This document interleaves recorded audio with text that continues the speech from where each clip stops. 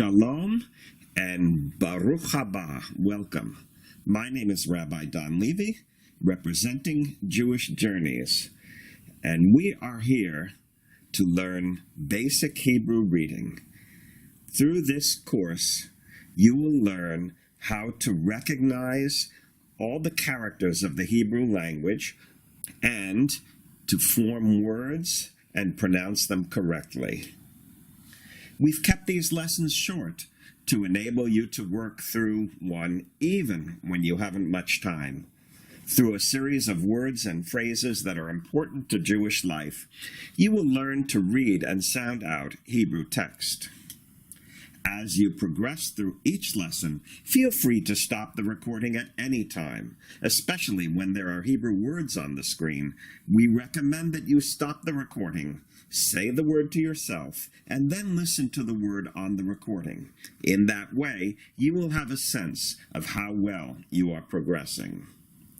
In order to learn Hebrew, it is necessary to adopt a new mindset regarding how to read. In the first place, Hebrew is read right to left, backwards, if you like. Additionally, Hebrew is different in the way it presents consonants and vowels. In English, you are used to a 26-letter alphabet, which includes both kinds of letters in one character set. The letters A, E, I, O, and U, and sometimes Y, are the vowels. All the other letters are consonants. Hebrew, in contrast, has two separate character sets. There is a 22-letter alphabet, which consists solely of the consonants. The vowels, 10 of them, form a separate character set. In addition, 5 of the 22 letters have special forms that they take when they appear at the end of a word. When new students hear all this, they usually find it quite daunting. But here's the good news. Hebrew letters and vowels almost always make the same sound.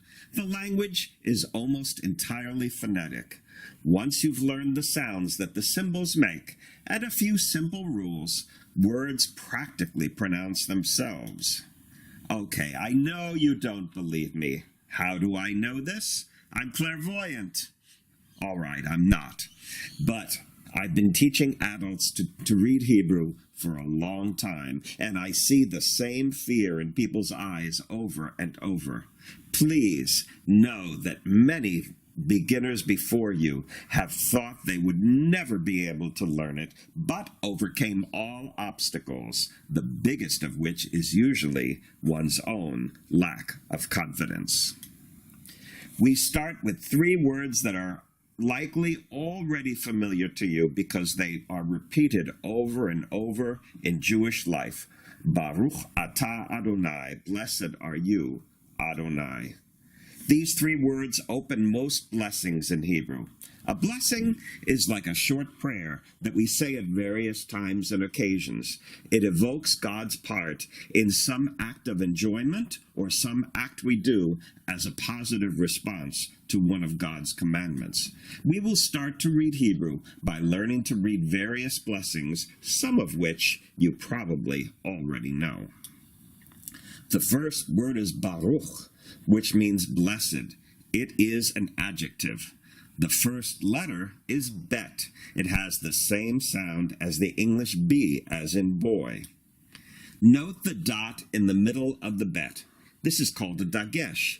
It can appear in the middle of most Hebrew letters, but it only changes the sound the letter makes in 3 cases. The bet is one of the 3. Without the dagesh, the letter would be a vet, taking the sound of the English V as in Victor. But we'll deal with that later on. The symbol placed underneath the bet is the vowel kamatz. It looks like a small T and has the sound of the English A as in father. The kamatz very occasionally makes the sound of the English O as in whole, but let's not worry about that now. We'll encounter that much later in our journey. So you combine bet with kamatz and you get a syllable making the sound ba, somewhat like the sound a sheep makes. In Hebrew, there are only two possible configurations for syllables. This, the simpler form, consists of a consonant and a vowel. It is called an open syllable because it ends with a vowel sound and therefore your mouth ends the syllable open. The consonant sound is said first, then the vowel. There is one exception to this rule, which we'll learn much later. The next letter is resh. It makes a guttural sound, similar to the French air. But most English speakers have a hard time making that sound and will pronounce the resh like the English R as in robin. This is acceptable, although, should you go on to study modern Hebrew and go to Israel, making a resh sound like an R will mark you as an English speaker. But let's face it, there are worse labels you can have. By the way, I'm going to pronounce the resh as the English R as we go through this course. Why, you ask? Well, for one thing, I am an Anglophone Jew. But beyond that, if you're taking this course, you are an Anglophone. And I find that if I pronounce words in a way that my students cannot imitate, it frustrates them. Anyway, that's my excuse, and I'm sticking to it. Following the resh is the vowel shuruk. The shuruk has the sound of the English U as in truth, or if you prefer, the English double O as in spook.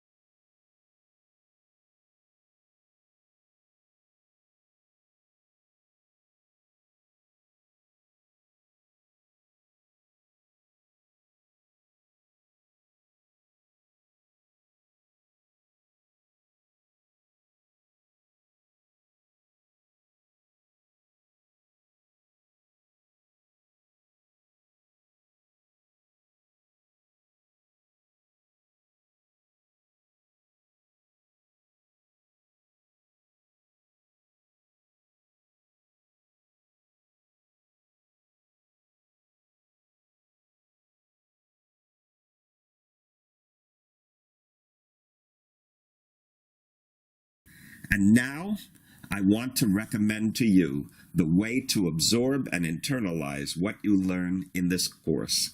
And consider this the strongest recommendation possible. Make flashcards. Get a deck of small blank cards. For every letter and vowel you learn, make a card. On the front of the card, draw the letter or vowel. On the back of a card, write the name of the letter or vowel. Also, make cards for each of the new words that we teach you. Draw the Hebrew word on the front, the translation, and part of speech on the back. Place the cards together in a deck. Pick up the first card, read the Hebrew, think of what the name of the letter or vowel is, or the translation in the case of a word, then flip the card over to check. Work your way through the entire deck. When you can do the entire deck without a mistake, shuffle the deck and again work your way through the deck until you can do so without a mistake. Do this several times a day when you have a few minutes free. It will obviously not take long now at the start where we have only 3 letters, 3 vowels, and 1 word, a total of 7 cards. But in truth, even as the course progresses and the number of cards increases, it won't take long. And whilst it might feel silly now with only 7 cards, I recommend you start this practice now as a way of building a good study habit. Congratulations! You have completed Lesson 1. We look forward to seeing you for Lesson 2.